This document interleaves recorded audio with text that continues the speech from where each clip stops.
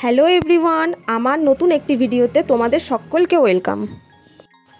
আজ আমার এক ফ্রেন্ডের বিয়েতে যাওয়ার জন্য আমি রেডি হব, তাই ভাবলাম তোমাদের সাথে একটা get ready with me share করে নিই। কিন্তু এত গরমে কি করে মেকআপ করব? কি এটাই ভাবছো তো? ঠিকঠাক টেকনিক আর প্রোডাক্ট ইউজ করতে পারলে মেকআপ ভালো হবেই। তো চলো তোমাদের দেখাই আমি কি করে একটি stunning flawless and waterproof makeup করি। শেষ পর্যন্ত সবাই সাথে থেকো। প্রথমে আমি স্কিন প্রিপারেশন করে নেব। ওয়েট ওয়াইপস দিয়ে স্কিনটাকে ভালো করে ক্লিন করে নেব। দেন আমি আইস র্যাপ করে নেব। তারপর ফেসটাকে ভালো করে ড্রাই করে নেব। এরপর আমি রিকর্ডের একটি গিফট স্প্রে ইউজ করব ফুল ফেসে। দেন সেটাকেও আমি ভালো করে ড্রাই করে নেব। তোমরা একটা কথা মাথায় রাখবে, প্রতিটা প্রোডাক্ট যদি স্টেপ বাই স্টেপ অ্যাপ্লাই করো, দেন 1 মিনিট করে টাইম দিয়ে সেটাকে ড্রাই করে নেবে, নাহলে কিন্তু ওয়াটারপ্রুফ মেকআপটা প্রপারলি হবে না। এরপর আমি অ্যাপ্লাইজার একটা ওয়াটার বেস ময়েশ্চারাইজার ইউজ করে ভালো করে ফেসের সাথে অ্যাপ্লাই করে নেব। দেন সেটাকেও আমি ভালো করে ড্রাই করে নেব। এবার আমি অ্যাপ্লাইজার একটি ম্যাজিক ড্রপ ইউজ করছি। তো ওয়াটারপ্রুফ মেকআপের ক্ষেত্রে এটা ম্যাজিকের মতনই কাজ করে। এবার আমি একটি রিকর্ডের প্রাইমার ইউজ করছি। এই প্রাইমারটা সামারের জন্য ভীষণ ভালো। এরপর আমি পিএসসির একটি কনসিলার প্যালেটে রিকর্ডের গিফট প্রাইমার দিয়ে আমার ফেসে অ্যাপ্লাই করলাম, যেখানে যেখানে আমার ফেসে পিগমেন্ট আছে। ফেসটাকে ভালো করে ব্লেন্ড করে নেব। এরপরে আমি রিকর্ডের ফাউন্ডেশন ইউজ করছি। খুব সামান্য পরিমাণ নেব, কেন কি আমি খুব লাইট একটা মেকআপ করতে চাইছি, বাট সেটা যেন ওয়াটারপ্রুফ হয়। সেই জন্য আমি একদম সামান্য প্রোডাক্টস নিয়ে পুরো মেকআপটা কমপ্লিট করতে চাইছি। তো আমি রিকর্ডের শেড নাম্বার নিয়েছি 06 ক্যালকাটা।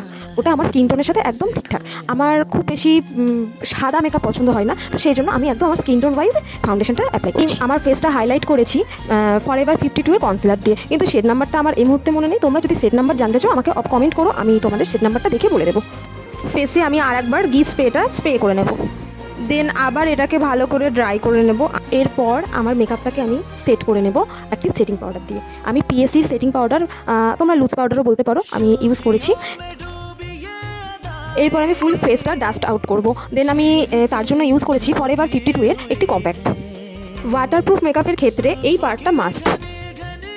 ওয়াটারপ্রুফ মেকআপ করলে ওয়াটার স্প্রে করতেই হবে, এটা মাস্ট। যদি তোমরা দেখো ওয়াটার স্প্রে করার পর তোমাদের স্কিনে কচুর পাতার মতো ওয়াটার ড্রপস হয়েছে, তাহলে বুঝবে তোমাদের waterproof makeup successfully done. Extra ওয়াটারটা আমরা রিমুভ করে নেব ড্রাই টিস্যুর সাহায্যে। এইবার ফেসটাকে খুব ভালো করে ড্রাই করে নিতে হবে। এর পরের স্টেপগুলো তোমরা মোটামুটি সবাই জানো, প্রতিটা বিগিনার্স, প্রতিটা মেকআপ আর্টিস্ট সবাই জানো। তো আমি আমার ফেসটাকে কন্ট্রোল করে নেব।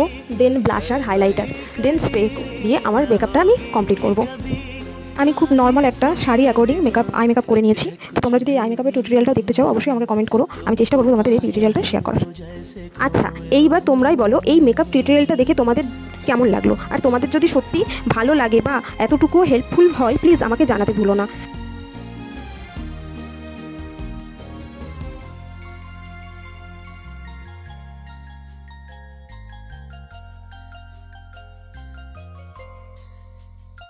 तुम हुए मेहरबान तो है ये दास्तां।